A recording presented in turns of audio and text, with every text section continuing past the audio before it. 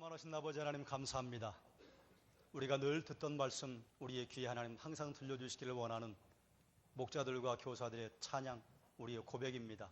하나님 늘 말씀과 가까이 말씀을 따라서 말씀을 가까이 하여 하나님 청정하는 삶을 살게 하여 주시옵소서.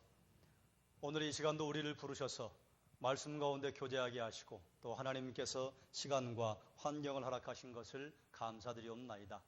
하나님의 은혜에 감사하여 귀한 예물을 드리오니 드린 손길 하나님께서 힘있게 하여 주시며 우리가 하나님 앞에 나올 때 늘 힘을 다하여 예물로 하나님 앞에 우리의 마음 드리게 해주시길 원하며 이 시간에 우리의 몸과 마음과 뜻과 정성을 주님께 드리게 하여 주시기를 원하옵나이다. 오직 주님께만 집중합니다. 오직 하나님께만 영광을 돌려니 하나님 영광 받으시며 사랑하는 하나님의 권속들 하늘의 은혜로 충만하게 하셔서 말씀에 들을 귀를 주시며 우리가 하나님의 영광을 위하여 살아드릴 때 우리에게 주의 성령 충만하게 하여 주시옵소서. 예수님의 이름으로 기도드리옵나이다. 아멘. 또 역시 이 저녁 집회 시간에 맞춰 오느라고 분주하게들 오셨을 텐데 수고 많이 하셨습니다. 고생하셨습니다. 벌써 둘째 날 저녁이 되었습니다. 내일 하루만 하면 말씀 사경회가 마치게 됩니다. 말씀 사경회 여러분이 오셔서 새벽과 낮 또 이제 밤에만 오시는 분들이 계시기 때문에 아이고 이거 들어서 나에게 무슨 도움이 얼마나 될까 이렇게 생각하실 수도 있습니다만 말을 듣는다고 하는 것, 말씀을 어쨌든 귀로 듣는다고 하는 것은요 우리 마음에 새겨지게 됩니다. 이런 거 있잖아요. 잘 모르는 사람에 대해서 다른 분하고 이야기를 하다가 그분에 대한 평가를 들었어요. 그런데 그것이 긍정적인 평가든지 부정적인 평가든지요 내가 대충 들어도요 그래도 마음에 그게 남습니다. 그래서 다음에 그 사람을 만날 때요 이전에 들었던 평가가 나에게 선입견을 만들어줍니다. 말씀을 우리가 듣는 것도 이와 마찬가지입니다.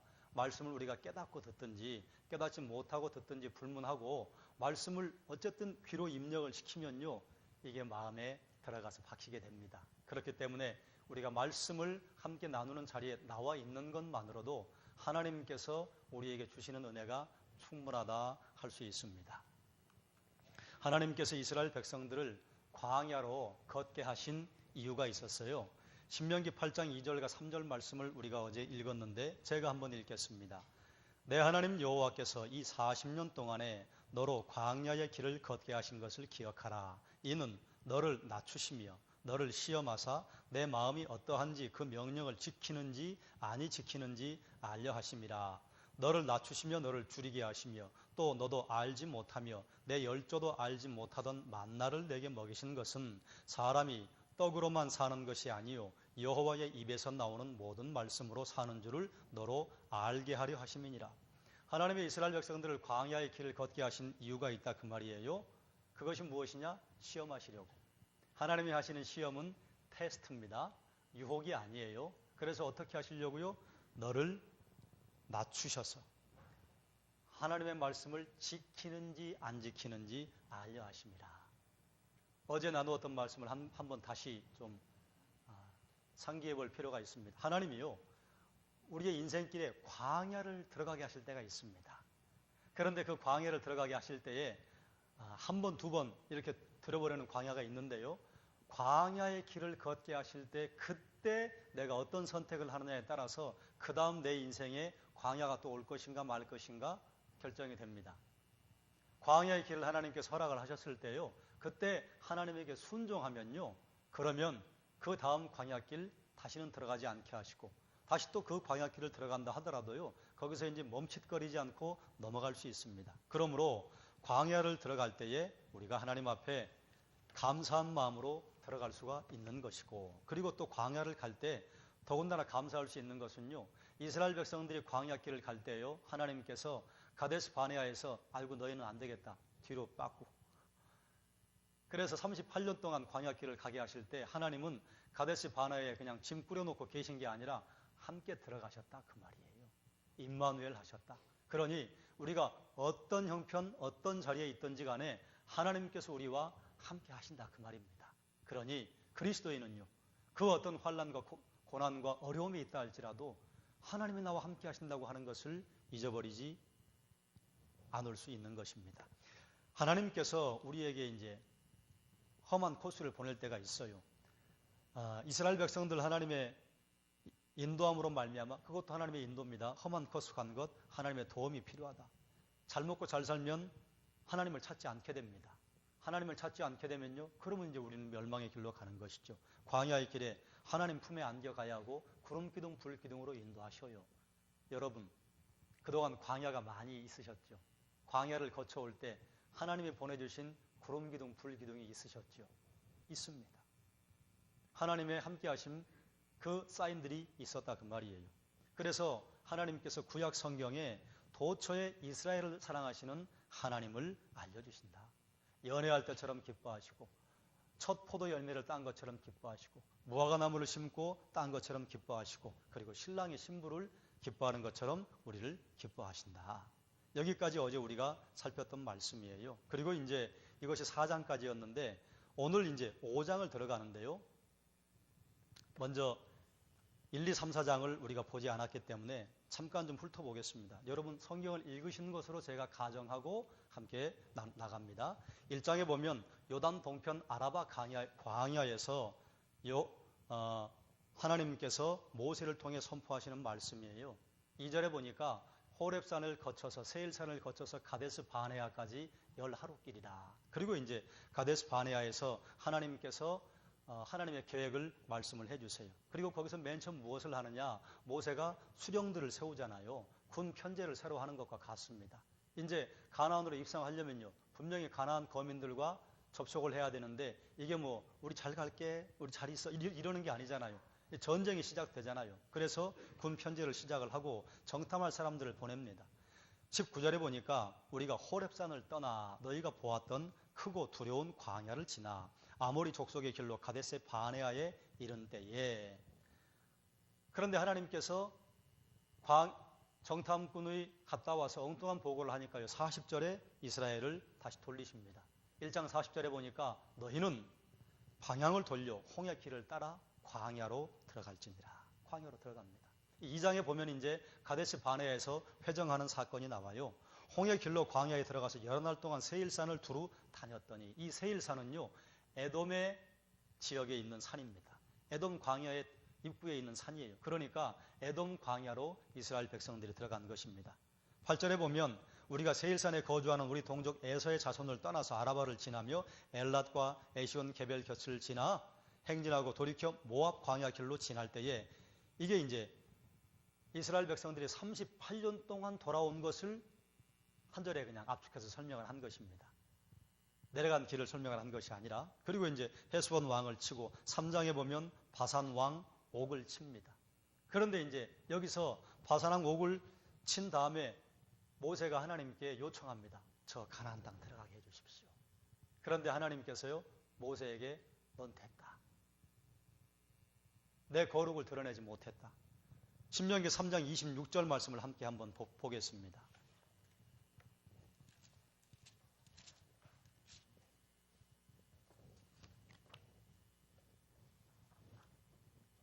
신명기 3장 26절 말씀, 23절 제가, 그리고 26절이군요.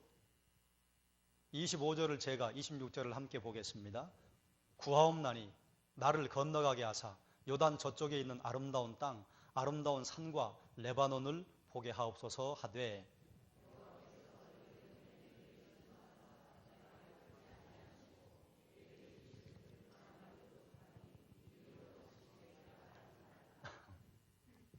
보십시오.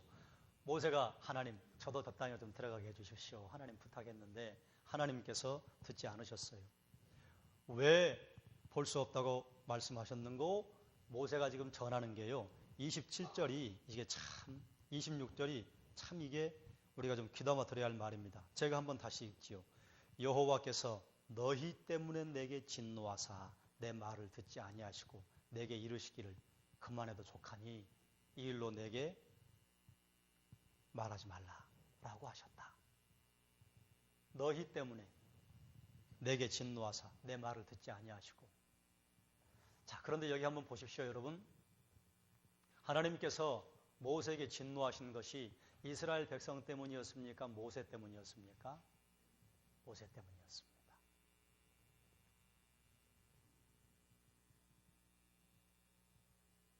물이 없어서 물을 내는데 반석을 한 번 쳐야 되는데 2번 쳤어요. 그리고 뭐라고 했느냐? 내가 너희를 위하여 물을 내랴. 물 누가 내는 겁니까? 하나님이 내시는 겁니다. 그런데 하나님께서 이걸 귀담아 들으셨어요. 자, 지금 이제 저녁 예배, 저녁 집회 오신 분들은 거의 대개 우리 교회 중직들, 또 목자들, 교사들, 리더, 또 여러분 직장에서, 사업장에서 또 오너로 있고 또 팀장으로 있고 그런 분들이 많이 오셨어요. 자, 귀담아 들으십시오. 리더는요, 자칫 잘못하면 이렇게 책임 전가합니다. 너희 때문이야. 그런데 모세 때문이었어요. 하나님께서 모세에게 말씀하실 때 이스라엘 때문에, 이스라엘이 불순종한 것 때문에 이스라엘의 죄를 당할 것이고, 모세는요, 모세의 불순종 때문에 자기가 지금 그 땅에 들어가지 못하게 되는 것입니다. 리더십의 자리에 있을 때 그런 마음이 많이 생길 것입니다. 나는 열심히 했는데 나와 함께하는 사람들이 잘 못해서 내가 이렇게 됐다. 잠언에 보면 이런 말씀이 있습니다. 너희가 다른 사람에 대해서 말을 할 때 그 사람에 대해서, 그 일에 관해서만 말하지 그 사람에 대한 평가나 부정적인 것은 말하지 말아라. 리더는 정보를 많이 알고 있어요. 그리고 리더십의 자리에 앉으면요, 리더십의 자리에 앉기 이전보다 더 넓게 볼 수 있는 안목이 생깁니다. 그러다 보니까요, 긍정적인 것도 보이지만 부정적인 것도 빨리 봅니다. 그럴 때 그 부정적인 것들을 말하지 마라, 그 말입니다. 나 할 것만 하면 된다, 그 말이에요. 모세가 마지막까지 이게 얼마나 마음에 걸렸는지 마지막까지 말을 해요. 그런데 우리는 알지요. 하나님께서 이스라엘 백성 때문에 모세가 그 안에 들어가지 못하도록 하신 것이 아니라 모세 때문에 들어가지 못하도록 하신 것이라. 그래서 이제 하나님께서 모세에게 마지막 보너스를 하나 주시는 게 27절이잖아요. 너는 비스가산 꼭대기에 올라가서 눈을 들어 동서남북을 바라고 내 눈으로 그 땅을 바라보라. 너는 이 요단을 건너지 못할 것이다. 인간적으로 생각하면 모세 참 안타까워요. 거기 들어가려고 그 죽을 고생을 하고 왔는데, 그리고 하나님께서 모세에게 내가 이 민족을 전멸시켜버리겠다. 그리고 너로 새로운 민족을 만들겠다. 이 계획이요, 하나님이 그렇게 하시겠다고 하는 계획이 아닙니다. 모세에게 지금 하나님이 던져보시는 거예요. 그런데 모세가요, 하나님의 그 뜻을 깨달아 알고요, 하나님 안 됩니다.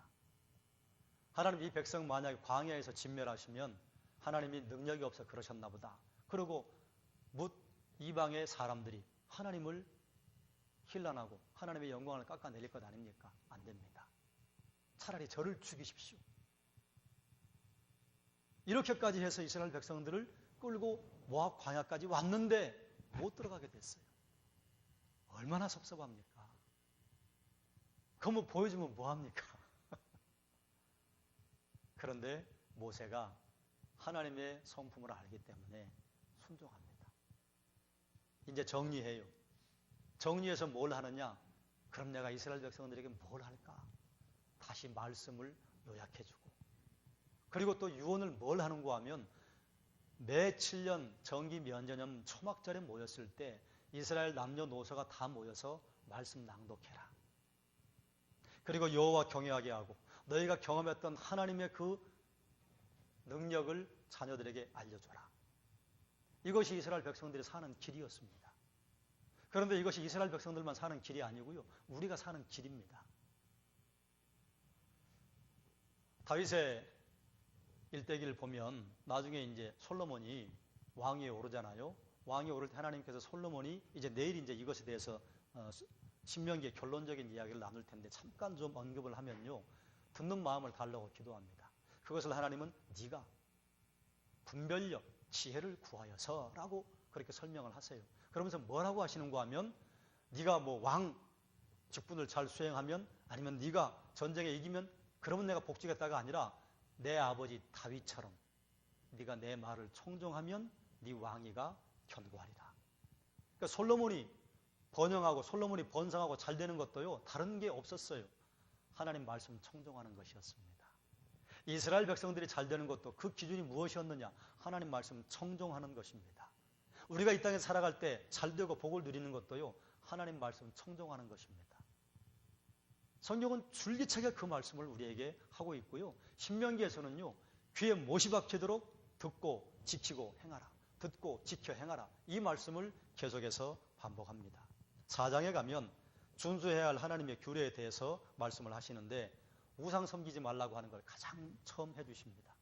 우상 섬기는 것이 그만큼 이스라엘 백성들에게 끔찍한 결과를 초래할 것을 아셨기 때문에 이걸 경고했음에도 불구하고 이스라엘 백성들이 가나안 땅에 들어가서 우상 숭배하다가 나중에는 바벨론으로 끌려가는 일이 생겨납니다. 5장에 가면 모세가 드디어 이제 하나님의 말씀을 다시 한번 설명을 합니다. 십계명에 관한 것을 설명을 하는데요. 첫째, 나 외에 다른 신을 내게 있게 하지 말라. 둘째, 우상을 만들거나 섬기거나 절하지 말라. 셋째, 하나님의 이름을 망령되이 일컫지 말라. 자, 이것이 하나님을 위한 계명일까요? 사람을 위한 계명일까요?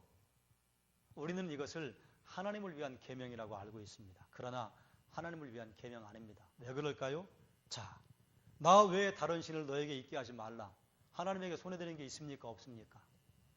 없습니다. 누구에게 손해입니까? 우리에게 손해입니다. 우상을 만들거나 섬기거나 절하지 말라. 하나님에게 손해될 게 있습니까? 만약에 우리가 우상에게 절하면 하나님의 영광이 더 줄어드나요? 우리가 하나님께 예배하면 하나님의 영광이 이 정도 분량이었는데 예배하니까 막 이렇게 막 팽창하고 더 늘어나나요? 아닙니다. 우리가 하나님께 예배하든지 우상을 숭배하든지 하나님의 영광은요 무한하시고 전능하십니다. 우리가 하나님께 예배하는 것, 하나님께 돌아서는 것 아무 상관없어요. 세 번째, 하나님의 이름을 망령되이 일컫지 말라. 하나님의 이름을 망령되이 일컬으면 하나님의 영광이 쪼그라드나요? 아닙니다. 아무 상관없습니다. 그럼 이것은 결국은 누구를 위한 것이냐? 이게 하나님을 위한 계명이라고 우리는 그렇게 알고 있는데 아니에요. 이것이 사람을 위한 계명입니다. 그러므로 십계명 전체는 사람을 위한 계명이에요. 왜 그런가 하면 다른 신을 섬기는 것, 우상을 섬기는 것, 하나님의 이름을 망령되이 일컫는 것, 우리의 인격과 영혼과 전 존재가 파멸에 이릅니다. 우리가 깨져요. 하나님이 깨지는 것이 아니라. 이건 우리를 위한 계명입니다. 네 번째 보면 안식일을 기억하여 거룩하게 지키라. 뭐 이건 당연히 우리를 위한 것이죠. 하나님이 정말로 6일 동안 천지를 창조하시고 7일째 쉬셨을까요?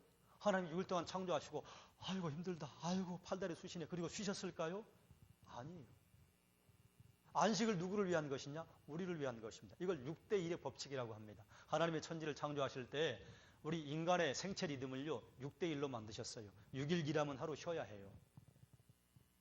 일주일 내내 하면요 어긋납니다.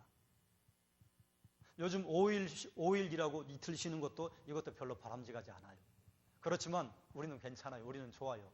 주일날 다들 교회에서 열심히 봉사하시기 때문에 이 5일째가 되면 막 교회가 큰일 나는 것처럼 몇 년 전에 교회 비상이 걸렸었는데 뭐 오히려 교회가 잠잠해지고 오히려 성도들이 시간을 잘 보낼 수 있습니다.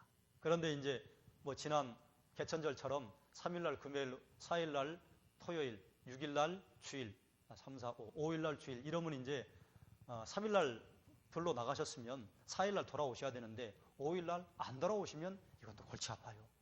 돌아오셔야죠. 시간을 보냈으면. 시간을 잘 쓸 수 있어야 합니다.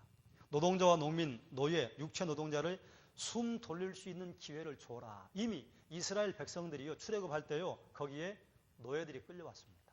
이상한 일이죠. 노예들이 생겼어요. 그리고 이스라엘 백성들이 애굽에서 나올 때요 허다한 잡족들이 섞여왔습니다.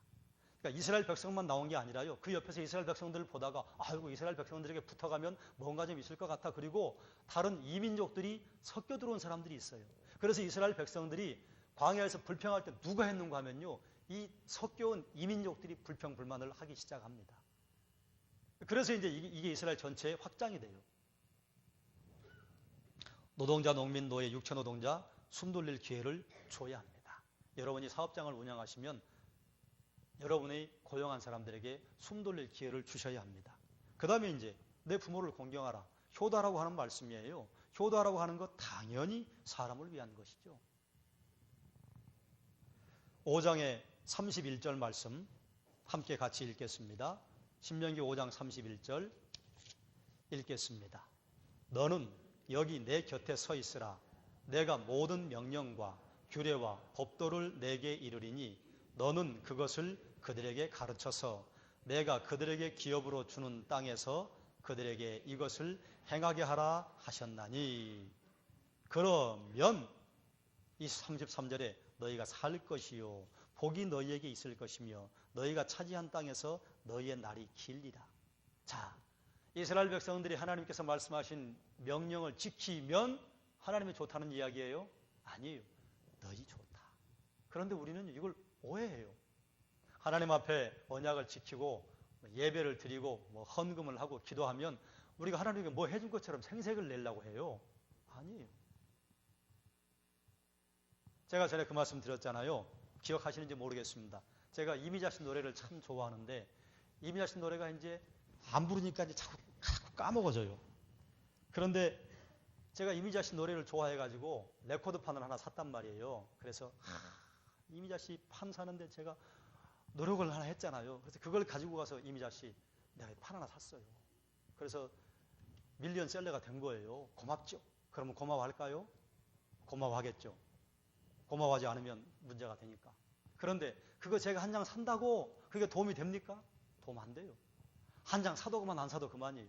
하나님의 영광은 이와 같습니다. 우리가 하나님을 찬양하고 하나님께 영광을 돌렸다고 해서 우리가 하나님에게 하나님 제가 예배 드렸어요. 아시죠? 기억하세요? 하나님 제가 하나님께 찬양했어요. 기억하시죠? 이만큼 하나님 영광 올라갔어요. 태평양에 가서 우리가 물 한 바가지 떠가지고 물 딱 태평양 물 내가 이만큼 늘렸어. 한 바가지 퍼내면요. 내가 태평양 물을 이만큼이나 줄여버렸어. 말할 수 있습니까? 없어요. 우리가 착각하면 안 됩니다. 신앙생활을 할 때 우리가 하나님께 무엇을 해드렸다? 천만의 말씀이에요. 예배도 우리를 위한 것입니다. 찬양도 우리를 위한 것입니다. 우리가 기도하는 것도 우리를 위한 것입니다. 그런데 하나님께서 이것을 너희가 나에게 한 것으로 내가 받겠다. 기뻐해 주시는 게 그게 은혜일 뿐입니다.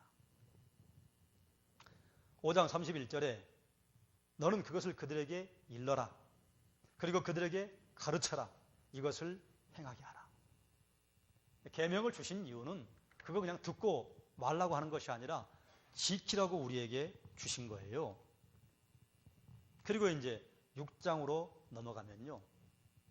6장 4절부터 9절 말씀. 이것이 이제 신명기에서 가장 중요한 말씀으로 요돌처럼 우리가 읽고 있는 말씀이에요. 앞에 적어놨습니다. 파란색은 제가 읽고 빨강색은 여러분이 읽으시고 이스라엘아 들으라. 우리 하나님 여호와는 오직 유일한 여호와시니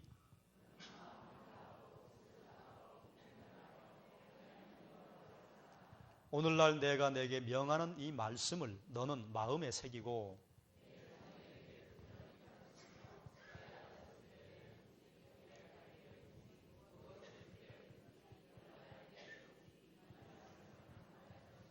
너는 또 그것을 손목에 매어 기호를 삼으며 내 미간에 붙여 표를 삼고 아멘.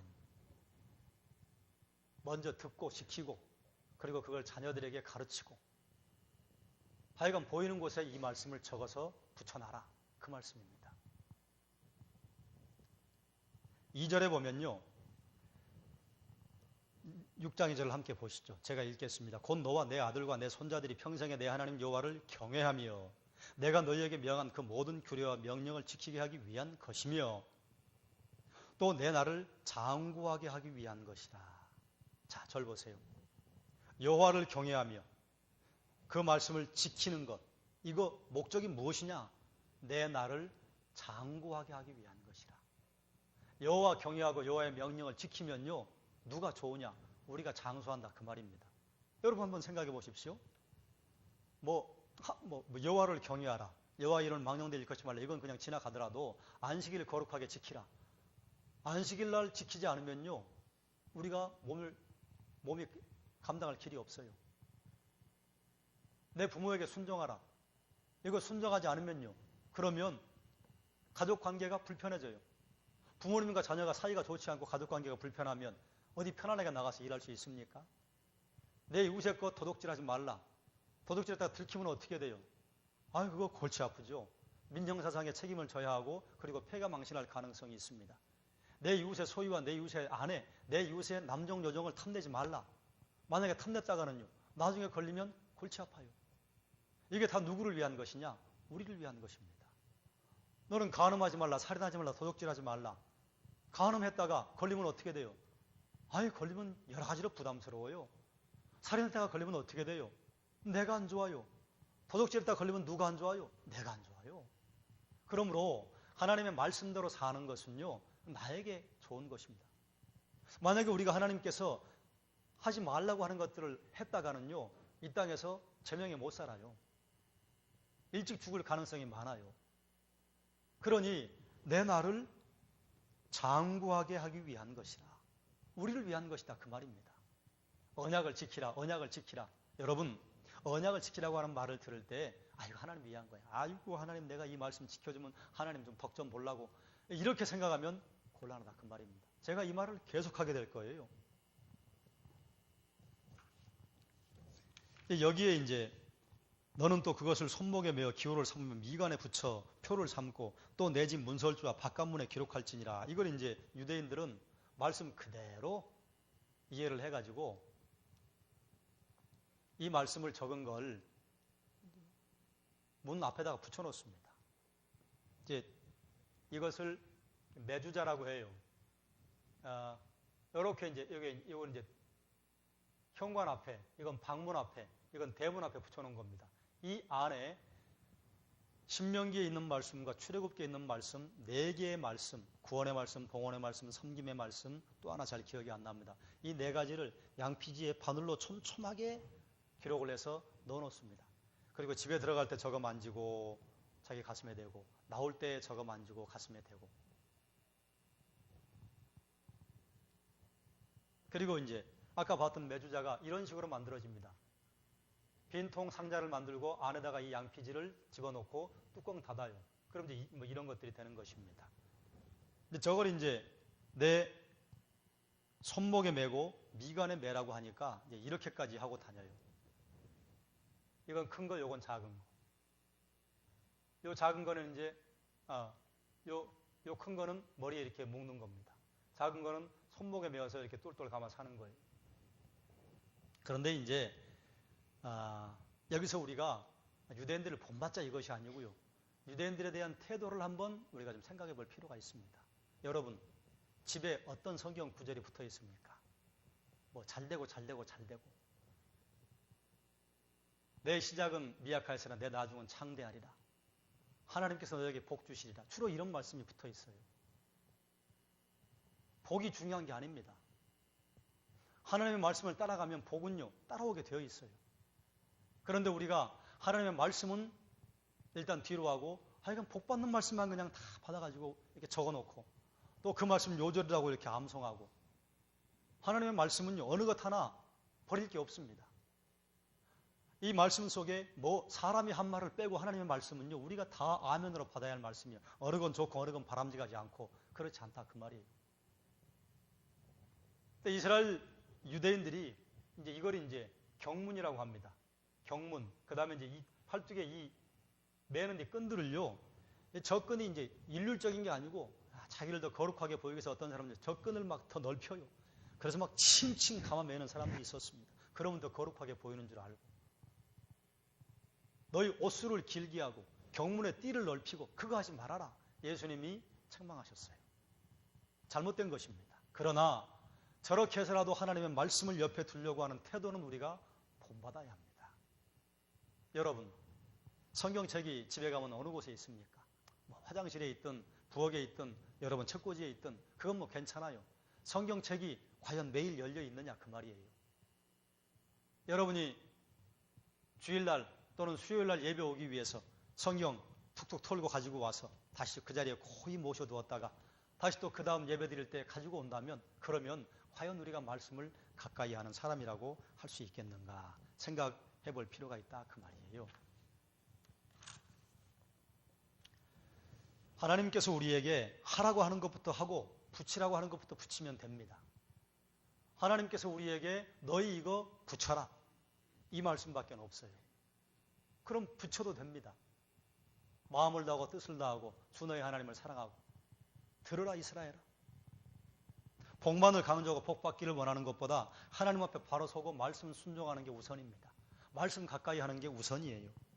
말씀으로 거듭나면요 가정의 분위기부터 달라져야 합니다. 세상 사람이나 종교 이기주의에 빠진 사람들과 달라야 합니다. 우리가 오늘 아침에 룻길 함께 나눌 때 새벽에 말씀을 드렸어요. 6장에 있는 말씀들 이렇게 이제 지나가고요. 그리고 7장에 있는 말씀 7장에 가나안 땅에 들어가거든 가나안 족속을 진멸하라. 그리고 12절과 26절에 보면요. 너희가 그곳에 가서 내가 명한 것을 지키면 복을 주시겠다 말씀합니다. 가나안 백성을 왜 진멸하라고 하시느냐. 가나안 백성을 진멸하라고 하는 말씀을 신명기에서 두세 번 하십니다. 히위, 브리스, 아모리, 기브온 족속 진멸해라. 왜 그런 거 하면 이미 가나안 족속들은요. 우상을 섬기면서 우상을 섬기는 그 바람직하지 않은 방법이 실생활까지 깊숙이 파고 들어와 있었습니다.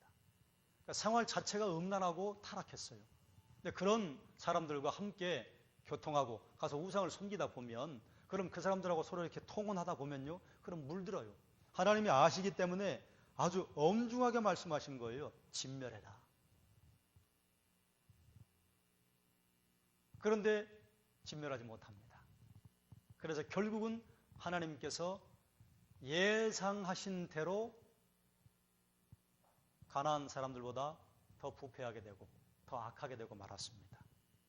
그러니 하나님 말씀이면요. 우리가 그 말씀을 그대로 따라가는 것이 우리에게 도움됩니다.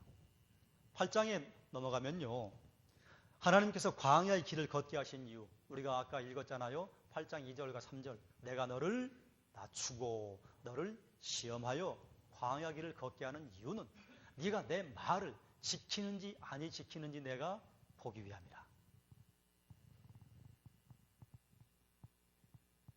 명령을 지켜 행하면 살고 번성하고 그 땅을 차지할 것이다 하는 말씀을 아울러 해주십니다. 너희가 만나를 먹었지 않았냐? 너희의 옷이 헤어지지 않지 않았냐? 너희의 발이 부르트지 않지 않았느냐? 너희가 들어갈 가나안 땅은 아름다운 땅이다. 그런데 기억할 것이 있다. 여호와를 잊지 말아라. 우리 8장 13절을 좀 봐야 합니다. 13절 말씀 함께 읽겠습니다. 13절, 14절. 제가 13절을 그리고 14절을 여러분이 읽겠습니다. 또 내 소와 양이 번성하며 내 은금이 정식되며 내 소유가 다 풍부하게 될 때에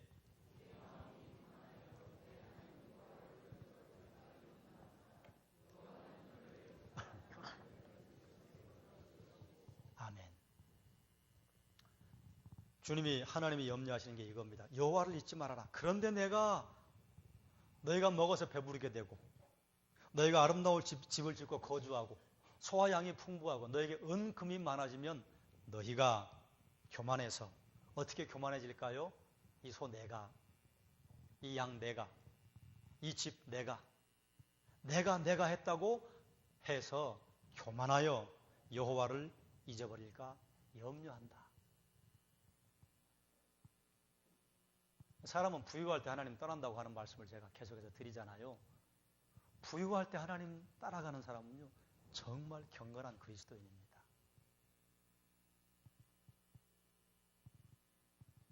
그런데 우리는 계속해서 그런 걸 보잖아요. 부유할 때 하나님 떠났다가 하나님께서 징계하셔서 고난과 어려움을 주면 주님 앞에 두 손 들고 왔다가 다시 또 괜찮아지면 떠났다가 그리고 우리는 이제 멀찍이 서서 아이고 저러면 안 되는데 나는 저러지 말아야지. 그런데 만약에 그런 일이 생기면 우리도 그렇게 된다 그 말입니다. 그러니 하나님께서 만드신 사람 누구보다 잘 아시기 때문에 너희 그럴까 봐 염려한다. 19절에 보면 너희가 하나님을 잊어버리고 다른 신들에게 가면 너희가 멸망당할 것이다. 그래서 10계명 제1계명 너희는 나 외에 다른 신들을 두지 말지니라. 두 번째, 너희는 우상을 만들지도 말고 섬기지도 말아라. 세 번째, 너희는 여호와 이름을 망령되이 일컫지 말라. 왜요? 너희가 멸망하게 될까 봐. 그런데 백성들이 계속해서 광야에서 하나님께 불순종합니다. 불순종한 곳이 많아요. 호렙에서 불순종하고 다베라에서 마사에서 기브롯 핫다아와에서 계속 불순종합니다. 그리고 카데스 바네아에서 결정적으로 불순종합니다. 뭐라고 말하는가 하면 처음에는 이렇게 말해요. 과연 가보니 젖과 꿀이 흐릅디다. 그런데 아모리 족속이 너무 큽디다. 그 산성은 철 성벽 같읍디다. 우리가 보기에 메뚜기 같읍디다. 이렇게 말하니까 막 백성들이 막 웅성웅성 야야 이거 어떡하냐 우리가 어떻게 들어가냐 그럴 때 여호수아와 갈렙이 아닙니다. 하나님이 우리에게 허락하셨습니다. 두려워할 것 없습니다. 근데 이제 2대 10이 되었어요. 2대 10이 되니까 10명이 이기려고 뭐라고 하느냐? 그 땅은 그 땅 거민을 삼키는 땅이다. 하나님이 분명히 말씀하셨어요. 젖과 꿀이 흐르는 땅이다. 그런데 이제는 하나님의 말씀까지요 깔고 지나가 버리는 겁니다. 그 땅에 들어가면 우리 죽는다. 결정적으로 하나님이 주신 선물을요 이건 못 쓸 겁니다 하고 던져버린 겁니다. 이렇게 백성들이 불순종할 때 모세가 하나님 앞에 중재 기도를 하잖아요. 하나님 용서해 주십시오. 2번의 40일 금식을 하고 언약의 돌판을 수령을 해옵니다. 그리고 백성들에게 하나님께서 말씀해 주시는 게요. 9장 5절 말씀 함께 읽어야 합니다. 신명기 9장 5절 함께 읽겠습니다.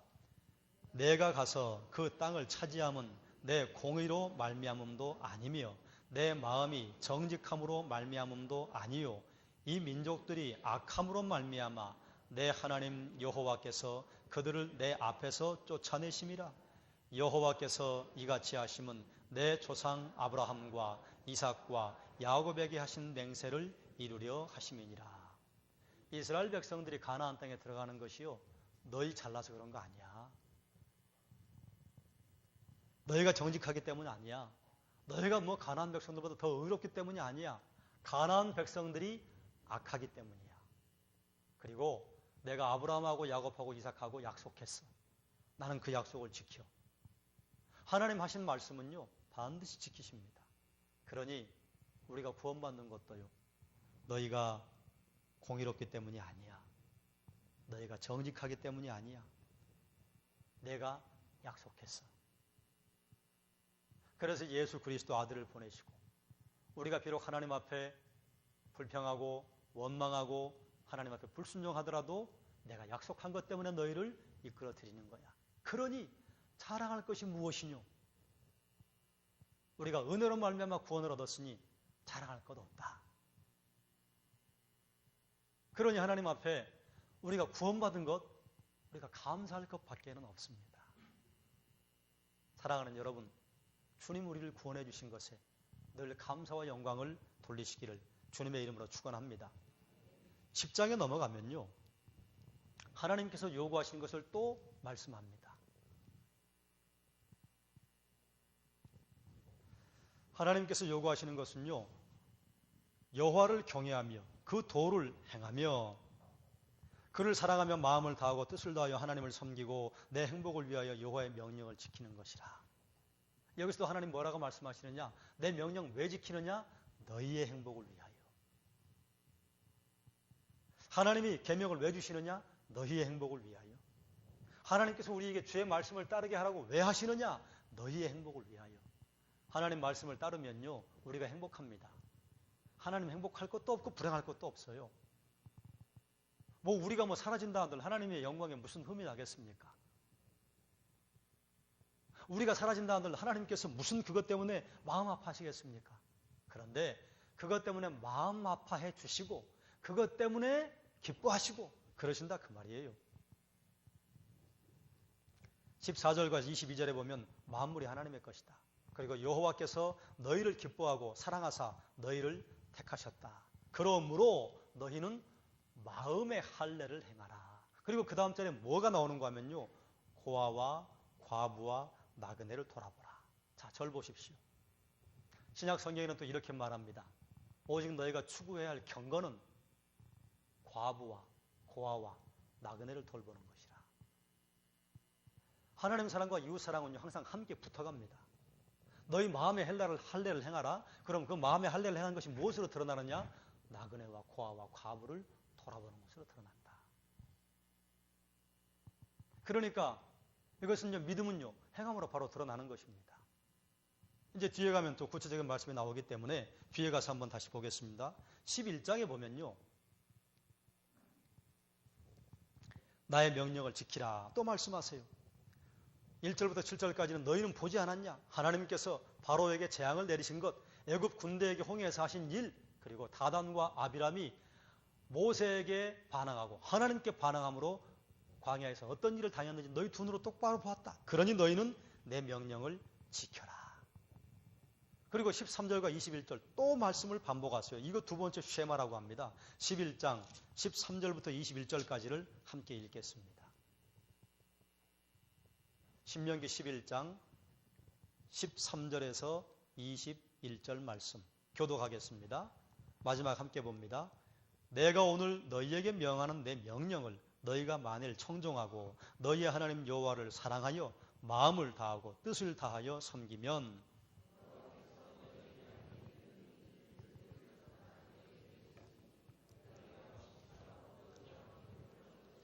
또 가축을 위하여 들에 풀이 나게 하시리니 내가 먹고 배부를 것이라.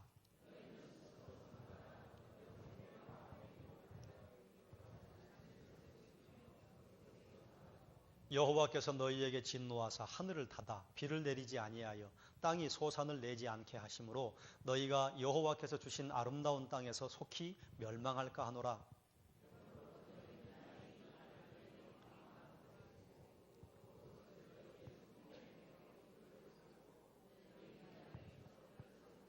또 그것을 너희의 자녀에게 가르치며 집에 앉아 있을 때에든지 길을 갈 때에든지 누워 있을 때에든지 일어날 때에든지 이 말씀을 강론하고 그리하면 여호와께서 너희 조상들에게 주리라고 맹세하신 땅에서 너희의 날과 너희의 자녀의 날이 많아서 하늘이 땅을 덮는 날과 같으리라. 아멘. 장수할 것이다. 그 장수하는 이유가 무엇이냐? 간단합니다. 너희가 내 명령을 지켜 행하면. 이것이 얼마나 중요한지 또다시 하나님께서 신명기 6장 4절에서 9절까지 했던 말씀을 11장 13절에서 21절까지 또 하시는 것입니다. 그리고 26절 말씀을 한번 보시죠. 내가 오늘 복과 저주를 너희 앞에 두나니 너희가 만일 내가 오늘 너희에게 명하는 너희의 하나님 여호와의 명령을 들으면 복이 될 것이요 너희가 만일 내가 오늘 너희에게 명령하는 도에서 돌이켜 떠나 너희 하나님 여호와의 명령을 듣지 아니하고 본래 알지 못하던 다른 신들을 따르면 저주를 받으리라. 선택해라 그 말입니다. 우리 그리스도인들을 살아가는 것도 마찬가지입니다. 자, 너희가 너희 몸을 하나님이 받으실 만한 거룩한 산 제물로 드리라. 이는 하나님이 받으실 만한 예배이다. 그럼 너희는 선택해라. 하나님 앞에 어떤 예배를 드릴 것이냐. 선택은 우리가 할 수 있습니다. 결과도 우리가 책임져야 합니다. 12장에 보면 영과 진리로 예배하라고 하는 말씀과 비슷한 말씀이 나옵니다. 자, 12장 12절과 13절 말씀을 또 함께 읽겠습니다. 12장 12절, 13, 14절까지 제가 12절을 13, 14절을 함께 읽겠습니다. 너희와 너희의 자녀와 노비와 함께 너희의 하나님 여호와 앞에서 즐거워할 것이요 내 성중에 있는 레위인과도 그리할지니 레위인은 너희 중에 분깃이나 기업이 없음이니라.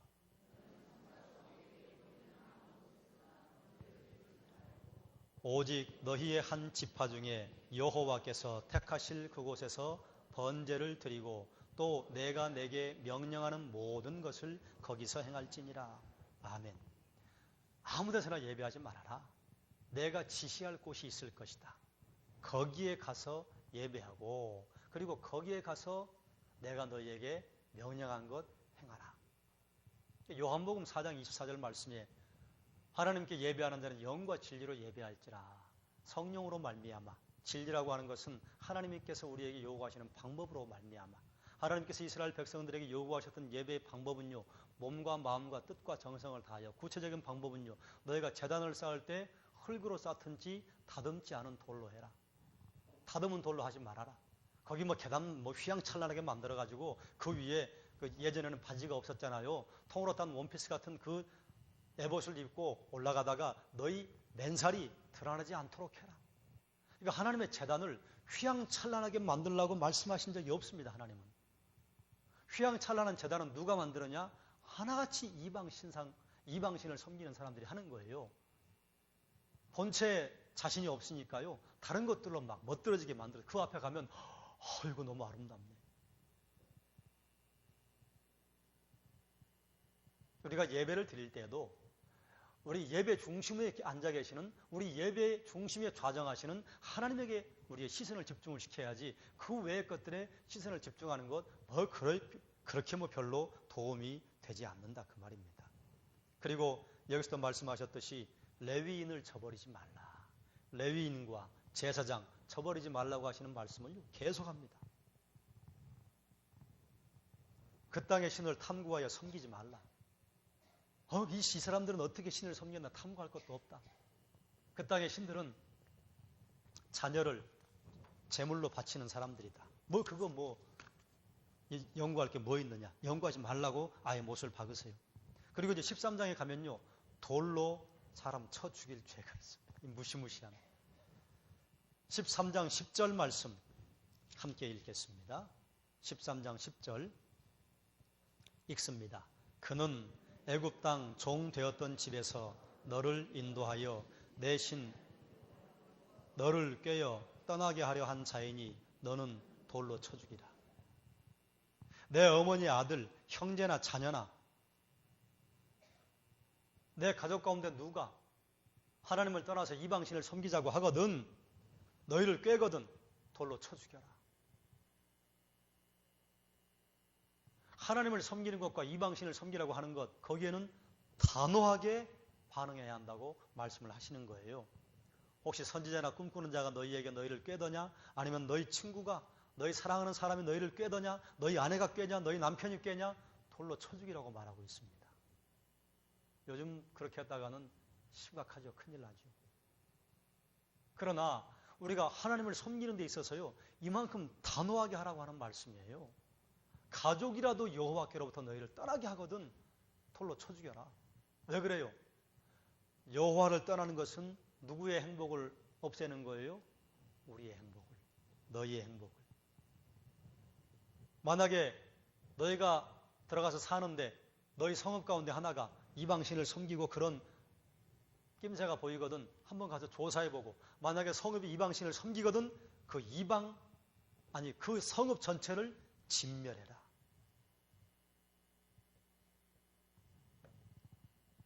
그리고 그 다음에 뭐라고 말씀하시는가 하면요. 그러면 너희를 번성하게 하시리라.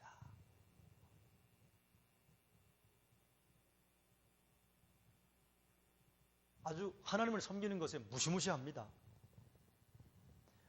이게 그만큼 무시무시하기 때문에 그렇습니다. 하나님을 섬기는 것과 하나님 아닌 다른 것을 섬기는 것이요. 우리를 살리기도 하고 죽이기도 하기 때문에. 하나님은 우리의 생명에, 우리의 행복에 관심이 많으세요.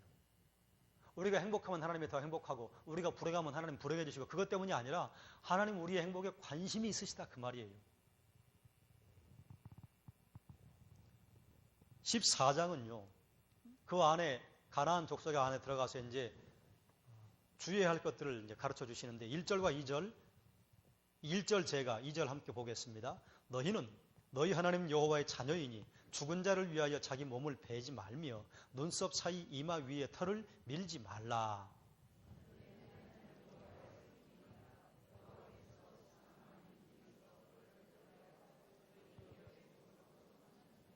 자, 저를 보십시오. 왜 몸을 베지 말며 눈썹 사이 이마 위에 털을 밀지 말라고 하셨을까요? 가나안 족속들은 이렇게 했거든요. 그러지 말아라. 죽은 사람을 애도하지 말라는 게 아닙니다. 죽은 사람 애도하는 방법을 가나안 족속들이 하는 방법 따라하지 말아라. 비장해 보이잖아요. 아버지가 돌아가셨어. 칼로 자기 팔을 싹 베요. 지금도 아프리카 가면 뭐 그런 족속들이 많이 있잖아요. 남편이 죽으면 아내가 손가락을 끊는다고 하는 거 여러분 가끔 들어보신 적이 있죠. 아들이 죽으면 엄마가 손가락을 끊어요. 그래서 아프리카 부족들이 어디 가보면 이빨을 빼는 족속이 있고 엄마의 손가락을 끊는 족속이 있어요. 여인네들이 나이가 많으시면 이빨이 막 숭숭 빠져 있고 손가락에 서너 개씩 없어요. 비장하죠. 그런데 이 몸은 누구의 몸이에요? 하나님 거예요. 하나님의 형상이에요. 그거 하지 말아라 그 말입니다. 그리고 이제 저하고 여러분이 귀에 못이 박히도록 들으셨던 음식물 이거 먹어라 이거 먹지 말아라 14장 3절에서 21절까지 말씀하고 있고 22절에서 27절까지는요. 너희 매년 토지 소산의 11조를 드려라. 그런데 이걸 정해진 곳에 너희 포도주와 곡물과 기름의 11조 가지고 가라. 그래서 드리고 거기서 제사장과 레위인과 그걸 함께 즐겨라. 11조에 관한 게 두 가지가 나옵니다. 매년 토지 소산의 11조가 있고요. 3년마다 한 번씩 토지 소산의 11조를 내는 겁니다. 그러니까 이스라엘 백성들은 1년에 한 차례 11조를 내고요. 3년에는요. 10의 2조를 내는 겁니다. 10의 1조는 하나님의 것. 3년에 한 번 내는 10의 1조는요. 레위인과 고아와 객과 가부를 구제하는 데 쓰는 거였습니다. 사회 공적 자금이었습니다. 그러니 우리가 이삭 구제 헌금을 하고 장학회비를 내는 것은요. 하나님의 뜻을 그대로 우리 교회에 실현해 내는 것입니다. 그리고 그 다음에 이렇게 말씀하세요. 그리하면 14장 29절에 복 주겠다. 잠언에는 또 이런 말씀을 기록하고 있습니다. 흩어 구제하여도 부하게 되는 일이 있나니.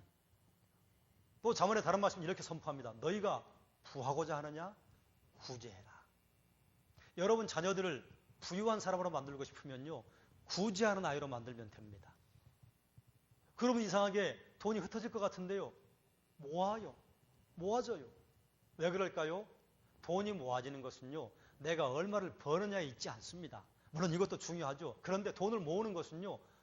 얼마나 모을 수 있도록 좀먹지 않고 녹슬지 않느냐에 있습니다. 하나님이 지켜주셔야 돼요. 지출의 구멍을요. 1,000만 원 벌었어요. 그런데 병나고 사고나고 집안에 이런저런 일이 있어서 1,200만 원 나갔어요. 200만 원 마이너스예요. 500만 원 벌었어요.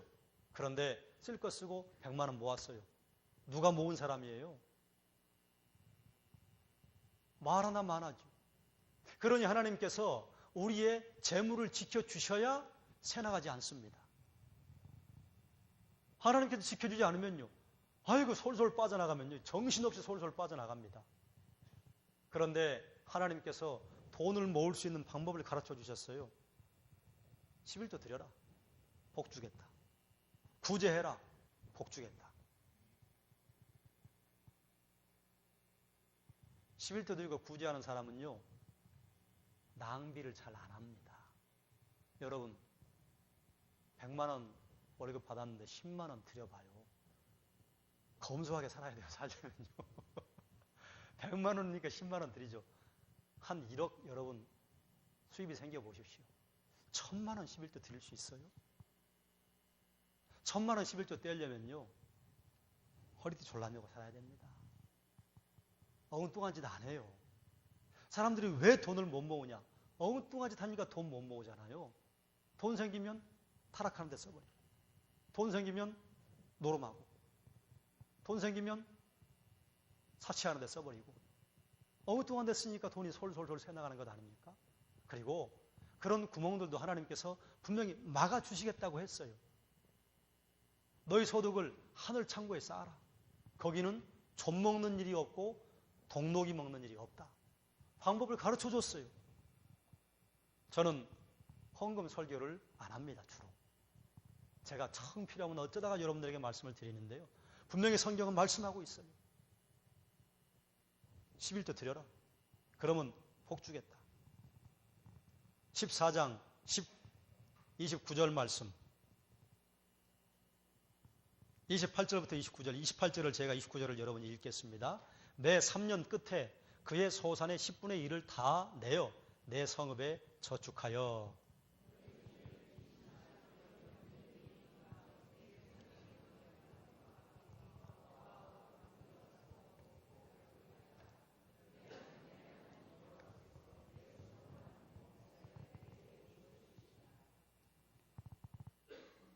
10의 1조를 내서 객과 고아와 과부들이 먹고 배부르게 하라. 그리하면 내 하나님 여호와께서 내 손으로 하는 범사에 내게 복을 주시리라. 복을 주신다고 하셨습니다. 우리 복 받는 거 너무너무 좋아하잖아요. 방법을 가르쳐 주셨어요. 해야죠. 15장은요. 7년 면제년에 관한 말씀을 하십니다. 7년 면제는 레위기 15장에서 말씀하고 있는 것인데 여기서 이제 해요. 7년 면제년에 뭐 하라고 하느냐? 1절과 2절을 보지요. 면제의 규례는 이러하니라. 그의 이웃에게 꾸어진 모든 체주는 그것을 면제하고 그의 이웃에게나 그 형제에게 독촉하지 말지니 이는 여호와를 위하여 면제를 선포하였습니다. 7년마다 누구에게 꾸어준 게 있거든 그거 그냥 탕감해라. 없던 것으로 해라. 그 말이에요.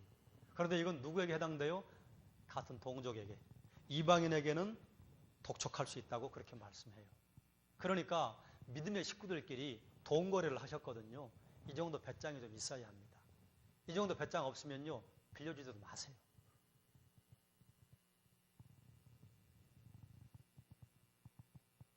그럼 여러분 한번 생각해 보십시오. 7년 면제년에 탕감해 줬어요. 그러면 탕감받은 사람이 고마워할까요? 고마워하지 않을까요? 탕감받은 사람이 자기 빚을 탕감해준 그 사람 집안에 일이 생기면 발벗고 나설까요? 안 나설까요? 돈을 잃어버린 것 같은데요. 더 많은 것을 얻는 방법을 주님께서 가르쳐 주시는 것입니다. 12절에 보면 동족이 너희에게 종이 되면 7년째 풀어주어라. 묻지 말고 풀어주어라. 그런데 만약에 너희와 함께 한다고 하면 평생을 함께 하겠다고 하면 그 사람 송곳에 구멍을 송곳으로 귀에 구멍을 뚫어라. 그래서 함께 살아라.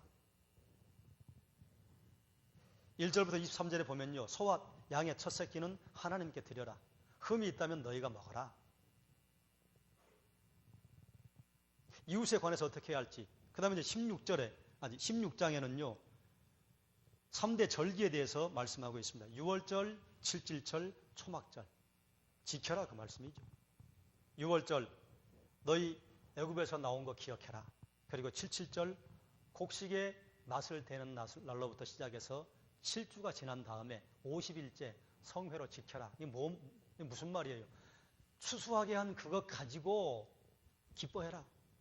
초막절 포도주 추수가 끝난 다음입니다. 7일 동안 지켜라. 그리고 여기에 뭐라고 말씀하시는가 하면 이 세 절기에 너희 성인 남자는 성전에 올라와라.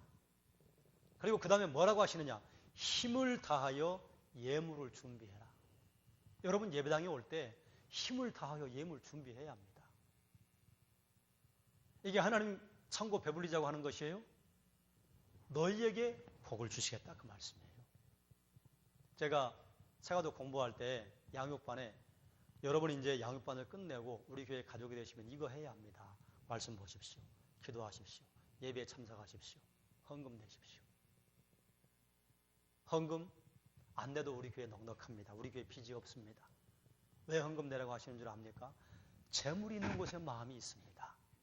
그러므로 하나님에 대한 사랑이 있다면 헌금 준비하십시오.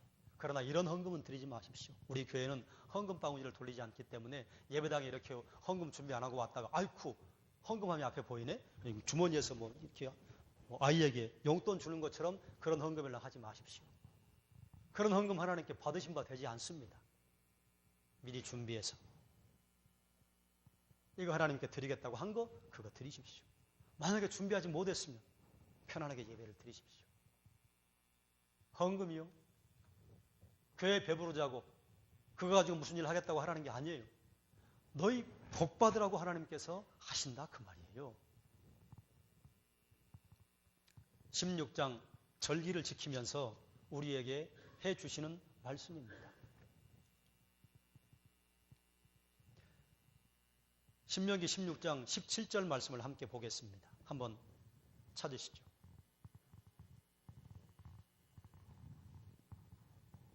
17절 읽겠습니다. 각 사람이 내 하나님 여호와께서 주신 복을 따라 그 힘대로 드릴지니라. 힘대로 드릴지니라. 조금 드릴지니라가 아니고 내 힘대로 드릴지니라. 능력껏 드리라 그 말이에요. 언제요? 6월절에 올라갈 때, 77절에 올라갈 때, 초막절에 올라갈 때, 성전에 올라갈 때 준비해라. 빈손으로 가지 마라 그렇게 말씀하고 있습니다. 그리고 18절부터는 공의로 재판해라. 그리고 21절에 내 하나님 여호와를 위하여 쌓은 제단 곁에 어떤 나무로든지 아세라상을 세우지 말며 자기를 위하여 주상을 세우지 말라. 내 하나님 여호와께서 미워하신다. 우상에 관한 이야기 또 하고 계세요. 그리고 이제 18장에 가면 17장에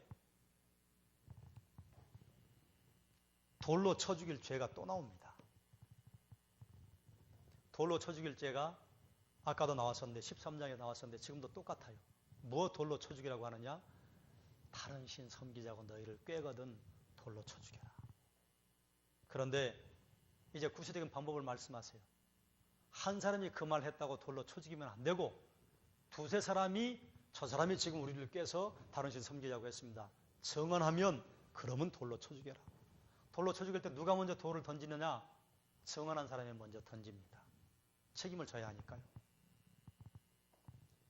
서로 상해를 입히는 판결이 어려운 일이 생기면요, 레위인이나 재판장에게 가서 물어라.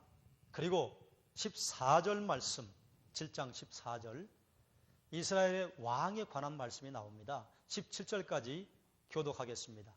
내가 내 하나님 여호와께서 내게 주시는 땅에 이르러 그 땅을 차지하고 거주할 때에 만일 우리도 우리 주위의 모든 민족들 같이 우리 위에 왕을 세워야겠다는 생각이 나거든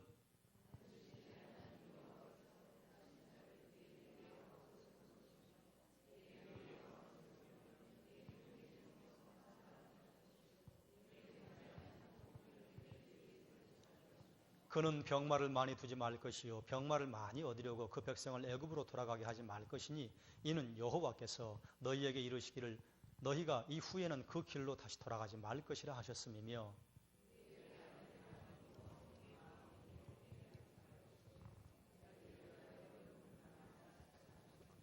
아멘. 너희가 왕을 세우려거든 하나님께서 이스라엘 백성들이 이제 그 땅에 들어가면 왕을 세우려고 하는 마음이 생길 줄로 아셨어요. 그래서 왕 세울 걸 알고 계셨습니다. 그런데 이스라엘 백성들이 사울 왕을 세울 때에는요, 이게 건강한 방법이 아니었어요. 그건 이제 다음에 혹 나누게 되면 나누고요. 왕을 세우려거든 동족 중에 세워라. 이방인이 와가지고 왕되게 하지 말고 병마를 많이 두지 말아라. 말을 사려고 애굽으로 내려가지 말아라. 아내를 많이 두어서 너희를 미혹하지 못하게 해라. 은금을 많이 두지 말아라. 이렇게 병마, 아내, 은금 이걸 많이 가진 사람들이 갖는 특징이 있습니다. 교만입니다. 왜요? 나 말과 병거가 이만큼 있어. 나 이렇게 부유해. 교만한 하나님이 싫어하신 것이라. 왜 싫어할까요? 교만한 순간 하나님을 버리게 됩니다. 교만한 순간 하나님의 자리에 나를 앉히게 됩니다. 다윗이 다윗된 것은 무엇 때문인가 하면요. 다윗이 시편에 이렇게 고백합니다. 싸움의 이김은 말과 마병에게 있지 않다. 누구에게 있다? 여호와께 있다. 다윗은 그래서 하나님 마음에 합한 사람이에요. 그런데 그 다음 왕위를 이어받았던 솔로몬이 처음엔 좋았어요. 그런데 나중에 말 얼마나 많이 둡니까? 병거성을 따로 둡니다. 저 북부의 하솔에 그리고 예루살렘의 아래쪽에. 그리고 말 살려고 애굽으로 무수히 사신을 많이 보냅니다. 아내 1000명. 은금이 그 어느 왕보다 많았습니다. 이것이 하나님의 복이었는가? 하나님은 네가 구하지 아니한 부귀와 영광과 장수를 주겠다고 하셨습니다. 그런데 그걸 받았을 때 오직 싸움에 이김은 병거와 마병과 말이 있지 않다 하는 고백을 할 수 있어야 되는데 그 고백을 솔로몬은 못한 거예요. 18장에 보면요.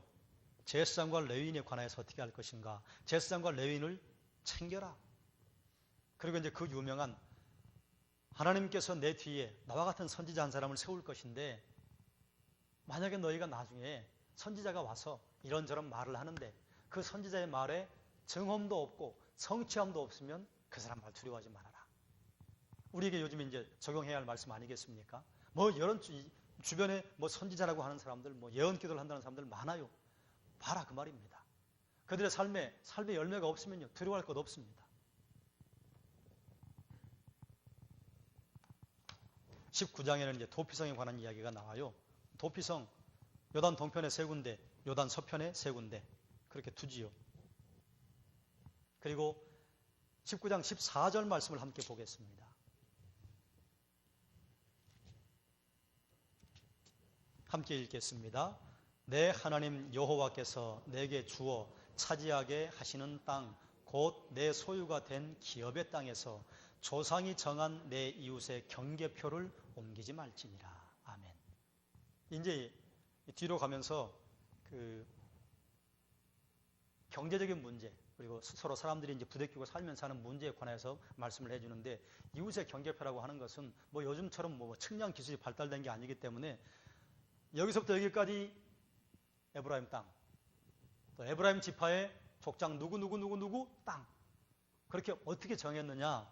돌 쌓아놨어요. 자, 여기가 이제 박상규 땅이야. 자, 여기가 가면 이제 우리 박준영 목사님 땅이야. 이렇게 세워놨다 그 말입니다.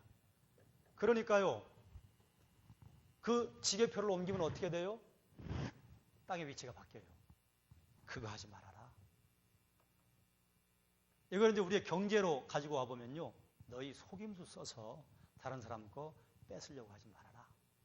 정당하게 해라. 15절에 보면 두세 증인의 증언을 가지고 다른 사람들을 처벌을 하고, 그리고 만약에 다른 사람을 향해서 위증한 사람이 있거든, 그 유명한 말씀이 여기에 나옵니다. 19장 15절 말씀 함께 보겠습니다. 15절 제가 읽겠습니다. 사람의 모든 악에 관하여 또한 모든 죄에 관하여는 한 증인으로만 정할 것이 아니요 두 증인의 입으로나 또는 세 증인의 입으로 그 사건을 확정할 것이며, 만일 위증하는 자가 있어 어떤 사람이 악을 행하였다고 말하면 그걸 알아봐서 18절 그 형제를 거짓으로 모함한 것이 판명되면 그리하면 21절 내 눈이 긍휼히 여기지 말라. 생명에는 생명으로, 눈에는 눈으로, 이에는 이로, 손에는 손으로, 발에는 발로 해라. 이건 이제 죄를 지은 사람에게 그렇게 하라는 말씀이 아니고요, 위증했어요. 그럼 위증한 것이 거짓으로 드러나면 그 사람 벌 줘라. 어떻게? 손에는 손으로, 발에는 발로. 그러니까 이것이 위증한 사람들에게 행해지는 법률이었습니다. 여기에는 이제 하나님의 사랑이 있다고 하는 말씀을 드렸잖아요. 누가 자기를 모함해가지고 자기가 지금 큰 위험을 당할 뻔했는데 이것이 밝혀졌어요. 그러면 누가 내 이빨을 부러뜨렸으면 우리가 이빨만 부러뜨리고 싶은가요? 모가지를 분질러 버리고 싶지. 그러지 말아라. 이빨만. 하나님께서 여호와를 섬기는 것 말고 이방신을 섬기는 것에는 단호하십니다. 그런데 그 외에는요, 상식에 벗어난 일을 하지 말라고 계속 말씀하는 겁니다. 뒤에 가면 이제 계속 그런 게 나와요. 20장에 한번 넘어가죠. 전장에 나갈 때 주의할 사항. 전장에 나갈 때 1절에 보면요, 20장 내가 나가서 적군과 싸우려 할 때 말과 병거와 백성이 너보다 많음을 볼지라도 그들을 두려워하지 말라. 애굽 땅에서 너를 인도해 내신 내 하나님 여호와께서 너와 함께 하시느니라. 그리고 제사장은 백성에게 나가서 말해라. 말하여 이르기를 이스라엘아 들으라. 너희가 오늘 너희의 대적과 싸우려 나왔으나 마음에 겁내지 말라. 너희 하나님 여호와가 너희와 함께 하시니 그분이 너희를 구원하실 것이다. 그러니까 제사장이 항상 전쟁에 함께 나가는 거였어요. 그리고 영적 지도력을 감당한 사람이요, 백성들에게 하나님의 말씀을 선포해라. 그리고 전쟁에 나가는 게 이게 참 재밌습니다. 그런데 돌려보낼 사람이 있다. 집을 지었는데 낙성식을 안 한 사람 돌려보내라. 포도원의 열매를 거뒀는데 그 과실을 먹어보지 못한 사람 돌려보내라. 약혼을 했는데 아직 결혼하지 못한 사람 돌려보내라. 그리고 자, 손 들어봐요. 두려워하는 사람 다 가세요. 돌려보내라. 그러면 우리가 첫날 새벽에 기도원 살폈잖아요. 32,000명이 300명밖에 안 됩니다. 그래도 선포해라. 여호와가 함께 하신다. 두려워하지 말아라. 여호와가 구원할 것이다. 내가 만약에 적군의 성읍을 공격을 하게 되면 상식에 준해서 전쟁을 해라. 이렇게 말씀합니다. 먼저 화평하자고 요청해라. 만약에 화평을 요청하면 그러면 들어가는데 남자는 다 죽여라. 화평하지만 화근이 될 만한 건 없애라. 그 말이에요. 그리고 여자와 아이들은 가축은 너희가 성전물로 얻어도 된다. 그러나 17절에요. 가나안 족속은 진멸해라. 아모리, 가나안, 브리스, 히위, 여부스 족속 진멸해라. 왜 진멸해야 되는지 아까 말씀드렸습니다. 21장에 보면요. 뭐 죽인 자를 모르거든 가까운 성읍의 장로들이 송아지 한 마리를 잡아가지고 물이 흐르는 곳에 가서 그 송아지 목을 꺾고, 그리고 장로들이 손을 씻고 우리는 이 피에 대해서 무죄합니다. 뭐 그렇게 해라. 그리고 포로 중에 아내를 잡았는데 그 아내를 포로 중에 한 여인을 잡았는데 그 여인을 아내로 삼고 싶거든 바로 그 여인과 결혼하지 말고 그 여인의 머리를 깎게 하고 손톱을 밀게 하고, 그리고 한 달 동안 전쟁에서 운명을 달리한 부모님 애곡하게 해라. 그리고 그 다음에 합방해라. 만약에 전쟁 포로로 끌려온 그 여인을 남자가 마음에 있다고 폭행을 하면 그 여자가 하늘에 호소할 것입니다. 꼭 여호와 하나님 이렇게 안 해도 세상에 하나님, 이런 일이 있게 되면 그 소리를 하나님이 들으신다고 말씀하세요. 그러니까 우리가 그리스도인으로 살아갈 때요, 다른 사람들의 마음에 못을 박는 일을 하면 안 됩니다. 조심해야 됩니다.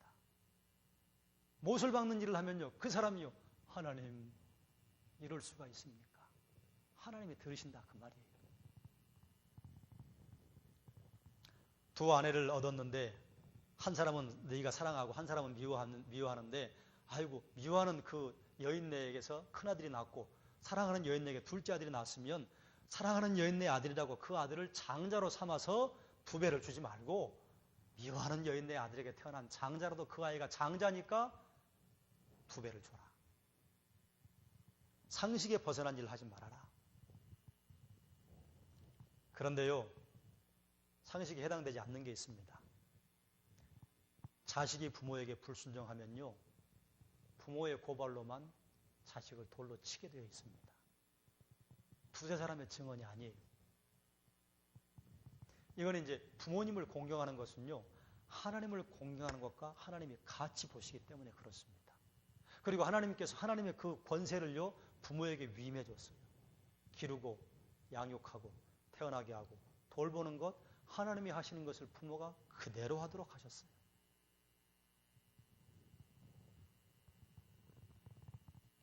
(22장)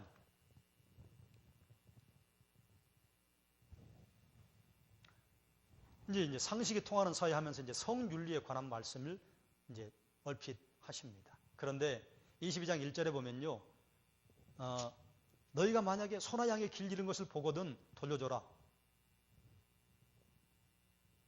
만약에 의복을 네가 주었거든 돌려줘라. 네가 어미새와 새끼새를 잡게 되면, 이것도 상식입니다.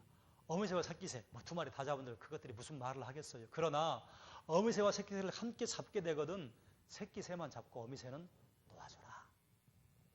또 신명기에는 나와 있지 않지만 레위기에 이런 말씀이 있잖아요. 너희가 양의 새끼를 삶을 때 그 어미 저주로 삼지 말아라. 그 얼마나 잔인한 짓이냐. 그러니까 미물에 대해서도 은혜를 베풀라 그 말입니다. 제가 이 말씀 신명기 준비하면서 회개했습니다. 저는 뱀을 보면 다 잡아 죽이는 게 제 사명인 줄 알고 뱀만 보면 끝까지 따라가서 죽여 없앱니다. 요즘은 뱀이 안 보여서 뱀 잡을 일이 없는데 제가 수련회 갔는데 뱀이 나타났다? 그 뱀은 그날로 죽는 날입니다. 그런데 그 뱀이 뭐 사실 사탄도 아니고 그런데 그리고 제가 우리 동네에 아이고 밤마다 그냥 애기 울음을 우는 고양이들 아이고 누가 고양이 잡으라는 법령을 선포하면 내가 돈 벌 텐데 막 그런 생각을 하고 고양이만 보면 쫓아냈는데요. 회개했습니다. 이제 우리 동네 옆에 있는 고양이들은 이제 편안할 겁니다. 어미새와 새끼새 함께 잡지 말아라. 잔인한 짓 하지 말아라 그 말이에요. 그리고 이제 13절에 보면 아내의 순결법에 대해서 나오는데요. 네가 만약에 취한 아내가 이 여인이 만약에 외도를 한 것 같다. 그러면 이제 성읍의 장로들에게 신고해라. 신고해서 만약에 사실 여부를 따졌는데 장인 장모님이 자리옷을 가지고 이게 무슨 말인가 하면 이 딸의 순결을 증명하기 위해서요. 첫날 밤에 딸이 일을 치른 다음에 그 자리에 흥건하게 묻어있는 피 그 이부자리를요. 장인 장모가 보관합니다. 이게 당시의 습관이었습니다. 풍습이었습니다. 그런데 만약에 사위 녀석이 아이고 제 아내가 결혼하기 전에 외도했던 것 같아요. 그렇게 말하면 가서 증거를 보여줘라. 그래서 그 증거가 만약에 나타나면 사위 때려잡아라. 장인어른에게 100세계를 주고 그 아내와 평생 동안 아무 소리 하지 말고 살아라. 만약에 성중에서 유부녀가 남성에게 폭행을 당하면 둘 다 죽여라. 왜? 성중에 있는데 왜 소리 안 질렀냐? 그러나 만약에 들에서 만나면 남자만 죽여라.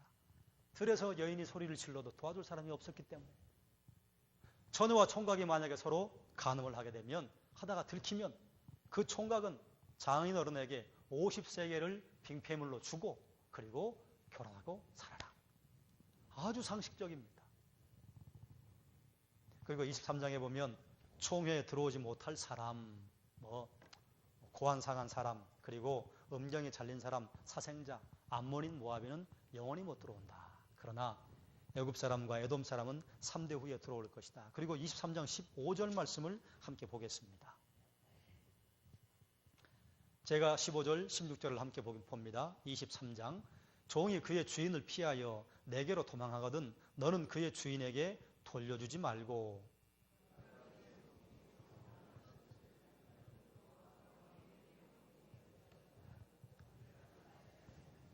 자, 이건 무슨 말인가 하면요.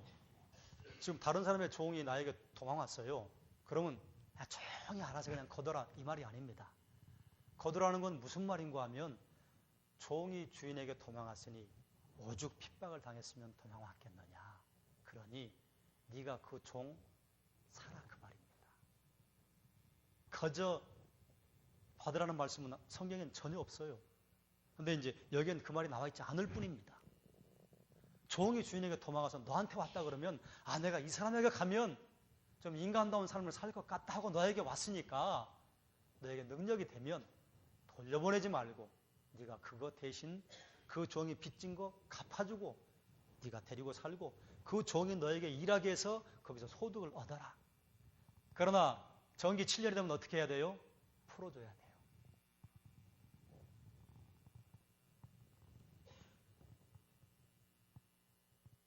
형제에게 이자를 받지 말라 19절. 21절에 하나님께 서원한 것은 갚으라. 24절에 보면 네가 포도원에 들어가서 따먹어도 괜찮아. 그러나 낫을 대지는 마라. 다른 사람의 곡식밭에 들어가면 거기서 이삭을 비벼 먹는 것은 그건 가능해. 그러나 거기에 낫을 대지는 말라. 이걸 이제 우리말로 옮긴다면 네가 다른 사람 과수원에 가서 따먹는 건 괜찮아. 그러나 서리하면 안 돼. 그러니까 해야 할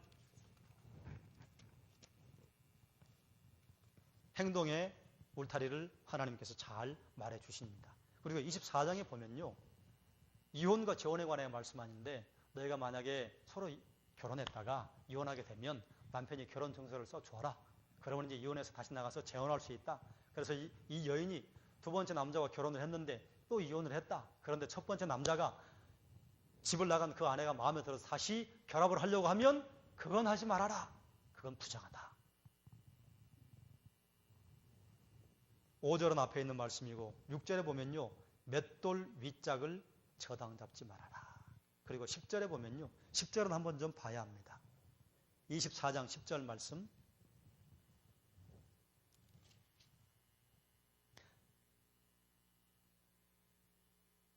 13절까지 교독하겠습니다. 내 이웃에게 무엇을 구워줄 때에 너는 그의 집에 들어가서 전당물을 취하지 말고,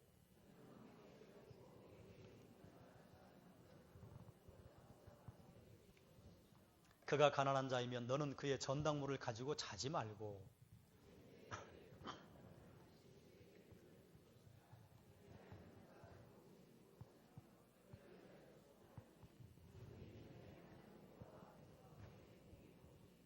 아멘.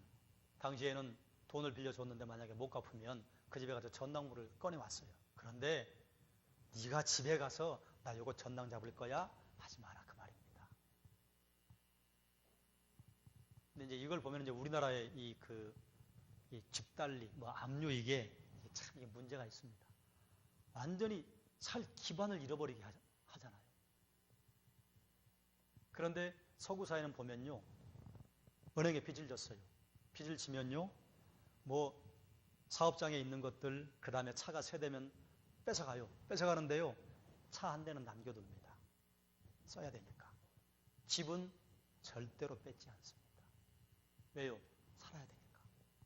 그런데 이제 은행에서 치고 들어오면 집까지 이제 뺏기는 경우가 있는데요, 좀 뭘 이렇게 몰아치더라도 숨 쉴 틈을 주고 해라, 그 말이에요.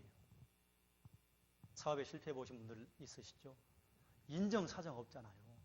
좀 어떻게 숨 쉴 틈을 주고 좀 숨쉬게 해놓고 경제활동을 좀 하도록 만들어 놓고 그럼 차근차근 갚읍시다, 이렇게 해나가야 되는데, 또 차근차근 갚으라고 이렇게 참 좋은 말로 해주면 차근차근 안 갚고 도망가 버리는 못된 사람들이 또 많아요. 그래서 이제 그렇게 마지막까지 탁탁 긁어내게 되는데, 최소한 그리스도인은 그래야 한다, 그 말입니다. 14절에 보면 너희가 품꾼을 만약에 고용을 했냐? 그러면 그 사람에게 줄 싹 해질녘까지 갖고 있지 말아라. 주어라. 사람을 쓸 때에도 기왕 줄 거면요, 어차피 줄 거예요. 그럼 퇴근할 때까지 막 갖고 있다가 6시 퇴근해야 되는데 사장은 퇴근도 안 하고 가만히 앉아있으면서 한 7시쯤 돼가지고 그렇게 주지 말고 9시 출근할 때 줘라, 그 말이에요. 똑같은 돈인데요, 이게 달라요, 느낌이. 17절에 보면 객이나 고아의 송사를 억울하게 하지 말라. 그리고 19절 말씀 함께 보겠습니다. 24장 19절, 20절, 21절, 22절까지 교독합니다. 내가 밭에서 곡식을 벨 때에 그 한 뭇을 밭에 잊어버렸거든 너는 가서 가져오지 말고 나그네와 고아와 과부를 위하여 남겨두라. 그리하면 내 하나님 여호와께서 내 손으로 하는 모든 일에 복을 내리시리라.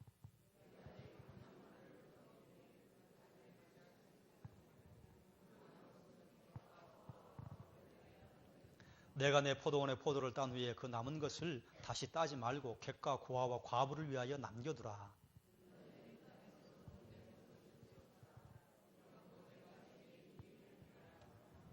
아멘.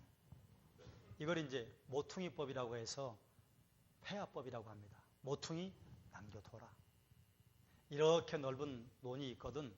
거기서 베는데 다 딱딱 베지 말고 요만큼 모퉁이는 남겨둬라. 그건 누구의 것이냐? 객이나 고아나 과부의 것입니다. 오늘 아침에 룻을 살폈잖아요. 룻이 보아스의 밭에 가서 이삭을 줍잖아요. 그게 폐하법, 모퉁이법이에요. 남겨놓은 이삭을 뿌려놓는 거예요. 그거 추수하는 사람은 뭐 있어도 살고 없어도 살고, 그러나 그거 한 줌을 먹고 사는 사람은요, 그거 없으면 죽어요. 당시에는 요즘처럼 무슨 뭐 세금을 모아가지고 이 공적 자금이 없었기 때문에 그렇게 사회보장제도를 하나님께서 만들어 놓으신 것입니다. 25장에 보면 사람을 때리는데 40대 이상은 때리지 말아라. 그 사람의 인간됨을 잊어버릴 만큼 아주 사람 대접하지 않는 그런 행동은 하지 말아라. 그리고 5절에 보면요, 우리가 오늘 아침에 살펴보았던 룻에 관한 이야기가 여기 나옵니다. 25장 5절 말씀 10절까지 교독합니다. 형제들이 함께 사는데 그중 하나가 죽고 아들이 없거든 그 죽은 자의 아내는 나가서 타인에게 시집가지 말 것이요, 그의 남편의 형제가 그에게로 들어가서 그를 맞이하여 아내로 삼아 그의 남편의 형제된 의무를 그에게 다 행할 것이요.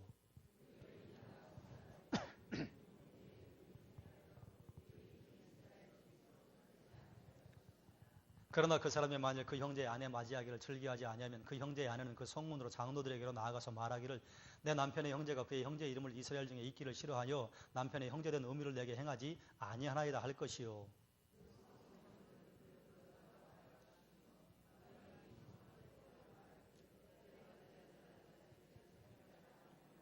그의 형제의 장로가 장로들 앞에서 그의 형제의 아내가 장로들 앞에서 그에게 나아가서 그의 발에서 신을 벗기고 그의 얼굴에 침을 뱉으며 이르기를 그의 형제의 집을 세우기를 즐겨 아니하는 자에게는 이같이 할 것이라 하고.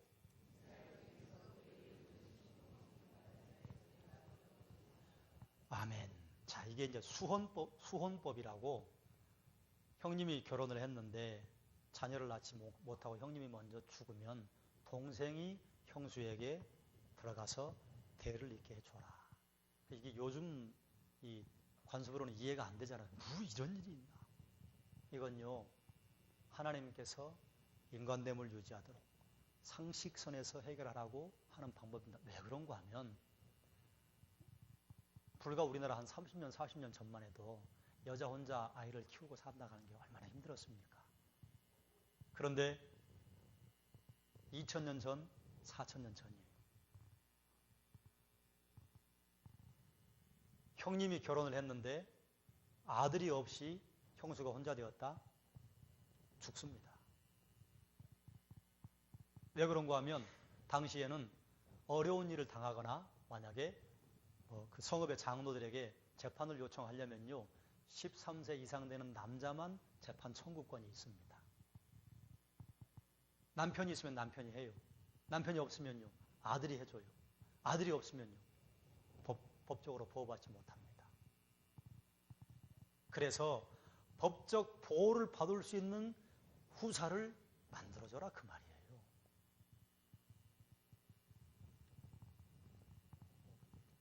13절에 보면 공정한 저울추를 사용해라.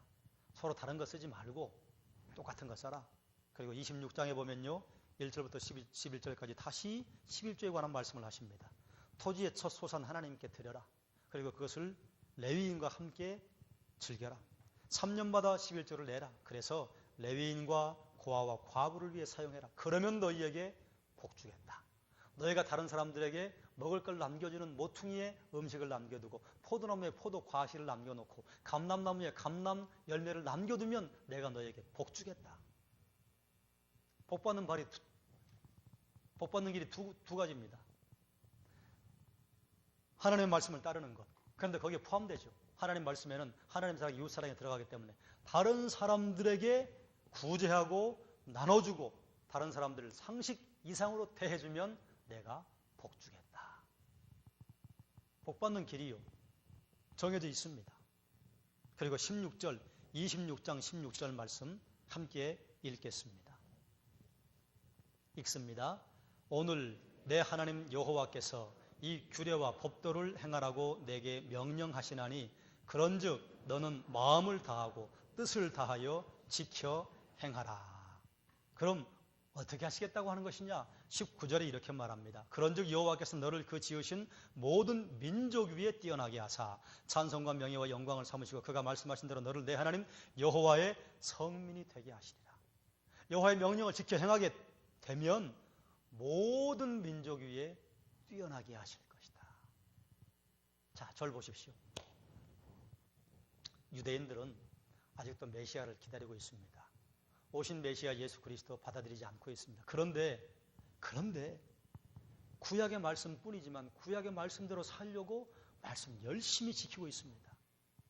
모든 민족 위에 뛰어나게 하셨습니다. 우리는 신약의 말씀도 가지고 있는데 왜 그리스도인들이 모든 민족 위에 뛰어나지 못한 일이 생길까요? 이대로입니다. 내 하나님 여호와께서 이 규례와 법도를 행하라고 내게 명령하셨는데 그런즉 너는 그것을 지키면 복이요 지키지 않으면 저주라. 그러니까 말씀을 듣는다고 하는 것은요 지키는 것까지입니다. 그래서 사도들도 그걸 알기 때문에 행함이 없는 믿음 죽은 것이라고 말하는 것입니다. 바울도 그렇게 말하는 것입니다. 믿음으로 구원받는다. 그러나 우리에게 성령의 열매가 맺혀야 한다. 그럼 이제 한번 돌아보셔야 합니다. 27장, 28장은 뭐 이렇게 하면 복받고 이렇게 하면 저주받는다. 그 말씀이기 때문에 다 하시는 말씀이에요. 과연 나는 주의 말씀을 따라 살아가는가? 과연 나는 내 귀로 들은 주님의 말씀을 내 삶에서 살아내는가? 여러분, 주의 말씀을 청종하십니까? 하나님의 규례와 율례와 법도 하나님의 언약의 말씀을 청종하십니까? 듣고 따라하느냐 그 말이에요. 지켜 행하면 복받는다고 제가 함께 읽지 않은 성경 구절도 되게 많습니다. 그런데요, 누차 말씀하세요. 우리 자녀들이 복받고 살아가게 하려면 방법이 여기에 있습니다. 여호와를 경외하게 하는 것, 다른 사람들을 구제하고 다른 사람들에게 잔인하게 하지 않고 상식 이상의 대우를 할 것. 왜요? 하나님의 형상이에요. 우리는 구원받은 하나님의 형상이고 믿지 않는 사람들은 구원받지 않았지만 하나님의 형상입니다. 우리 아버지 것이라 그 말이에요. 그러니 우리 아버지 것을 내가 아니고 우리 가족이 아니고 성도가 아니라고 해서 함부로 대하는 것 누가 안타까워하시느냐? 하늘 아버지께서 안타까워하신다 그 말입니다. 그러므로 그리스도인의 이웃사랑은요 범위가 먼저 믿는 자에 시작하지만요 믿는 자의 울타리를 넘어서서 범세계적으로 나가는 것입니다.